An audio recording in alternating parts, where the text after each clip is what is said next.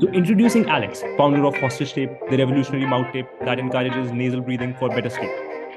Hear about his obsession with grip tape led to the creation of a product that's improving the sleep quality of thousands.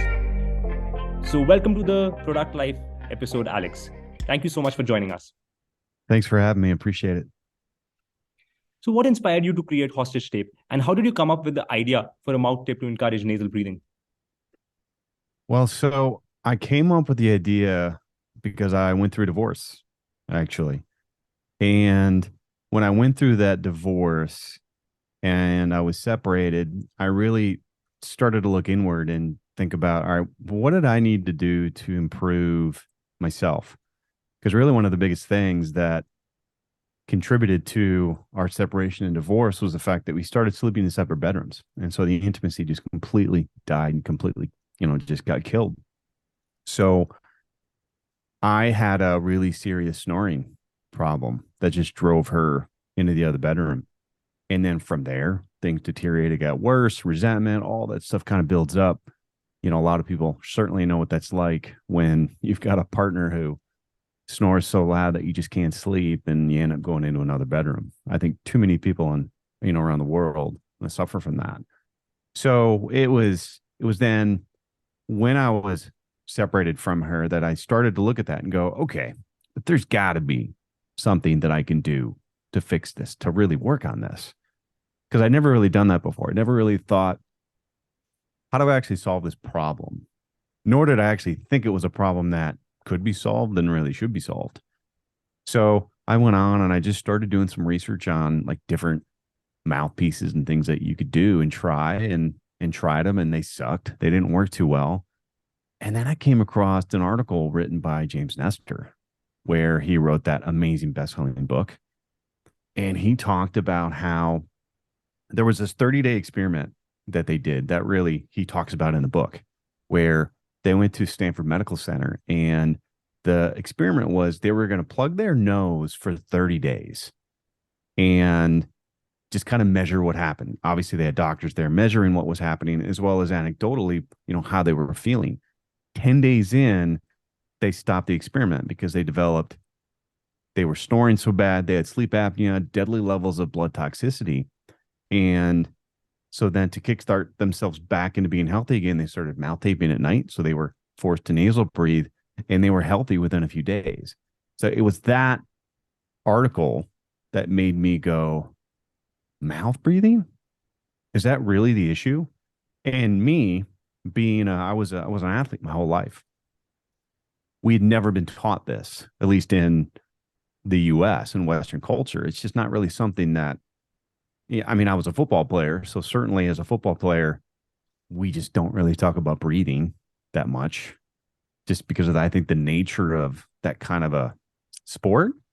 And so this was completely foreign to me. It was completely new to me. And I couldn't believe I didn't know it. I'm 40 some years old. How did I not know that nose breathing and mouth breathing was a thing? And so then I bought some cheap tape off Amazon. Didn't feel very good, but it sort of did the job. And I woke up the next day and I felt like a teenager. And that was the moment that I knew, okay, we're on to something here. And being a businessman like I am, this is my second business. So I love being an entrepreneur and starting businesses and building things that I knew that, okay, there's a business here of building something around something that I'm passionate about, that I have a lot of experience with, that I'm solving a huge problem for people and really changing people's lives. So there's a long-winded answer to a short question. So, how does Hostage Tape differ from other mouth tapes on the market, and what makes it the strongest and most comfortable option? Yeah, so I would say, so we certainly position Hostage Tape to be the strongest, comfortable mouth tape on the planet. It's kind of a funny way to put words together there. But what we found was, in all my experience of trying 3M tape, right? Other competitors that are out there, the cheap stuff you can buy on Amazon, was that none of them actually were very strong. And so for most of us men who have strong jaws, if you've ever gotten into trying mouth tape, what you always discover is you might wake up and you're like, wait, where did the tape go? and then you find it like stuck to your shoulder or it's stuck to the side of your face. And so it just wasn't strong enough, right? So this idea of gentle mouth tape didn't make sense for a portion of the market, people like me. And so I knew that, all right, we needed to make a tape that was strong enough that could hold a strong jaw like mine. But that was also comfortable. It had to be comfortable because when you're putting a piece of tape over this vital organ, it's this innate, feeling that you want to rip it off, right? That we have to have our mouths clear and open. That's just kind of, something we all feel. So if we were going to cover that, it had to be really comfortable, as if there was nothing there for this to really take off. Because for my, again, early experiments of trying different tapes, they're really uncomfortable. Like micropore tape, yeah, it's cheap, but it's super uncomfortable. It's really rigid. Sometimes you got to put multiple pieces on, like you'll see a lot of people talk about how they'll just put, like even James Nestor in his book talks about putting just a small strip. For some people that works. Some people, they just need a little bit of pressure.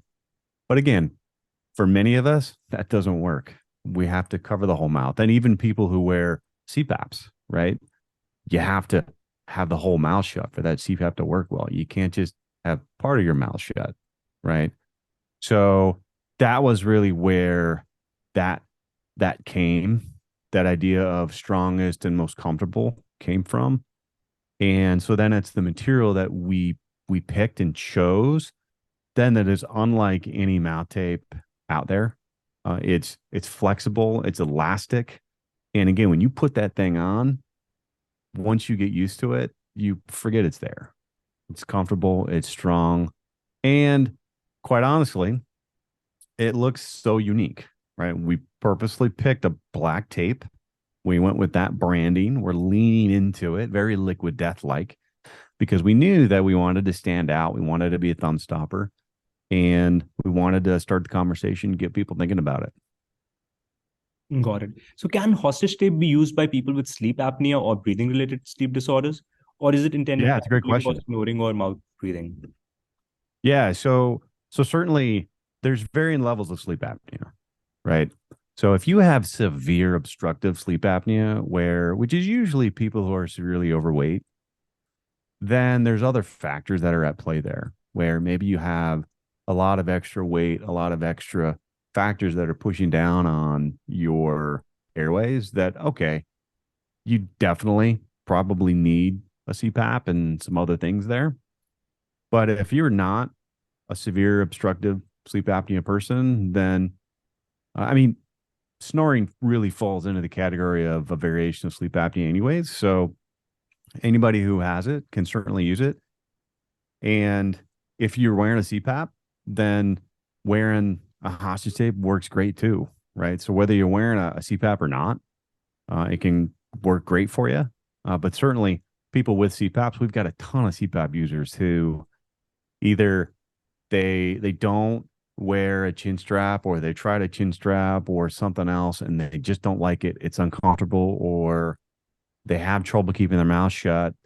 That feels good with their mask. And hostage tape has worked so well for them that it keeps their mouth shut to enable their CPAP to work really, really well. Got it. So to conclude this episode, I would like to ask you a couple of rapid fire questions. So what is your favorite way to wind down and relax before bed? This is going to sound really weird. So one of my favorite ways to wind down in bed is I'm a big numbers geek. I may not look like it. Maybe my glasses make me look like a geek, but I love to sit and just look at numbers, look at my forecasts, look at how we're doing, where we're going, as we continue to scale.